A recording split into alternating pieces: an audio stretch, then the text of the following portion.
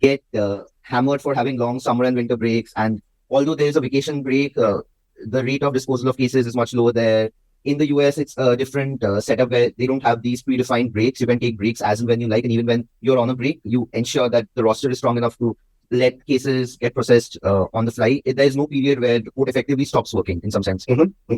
How effective are vacations in explaining away some of these delays in processing cases, explaining pendency in general?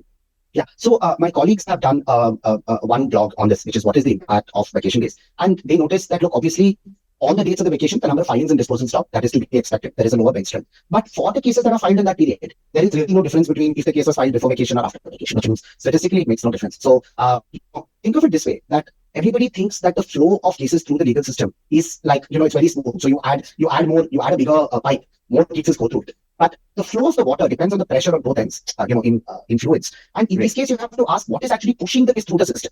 So even if I start the case early, the flow of how many hearings happen, when do those hearings happen, what is the gap between the hearings, how many of those hearings are adjournments, unless you actually get down to understanding that at a ministerial level, we are left with some of these like, oh, of us, why can't our judges work on holiday? Sure, they could, and perhaps they should, I don't know.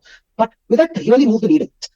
It is like, okay, instead of one developer, you put 10 developers. Sure, you can get a lot of low-level code written quickly. But at High Court and Supreme Court levels, where you need a lot of thinking, is that where the problem is? Is that if we made our judges work just 10% or 12% harder, is that going to move the needle? And I don't want to stick my neck out and say yes or no. Maybe we should experiment. Maybe 1 year we give them a holiday, 1 year we don't. We see what happens. But I would argue that at our most fundamental level, we must push for more quantifiable evidence.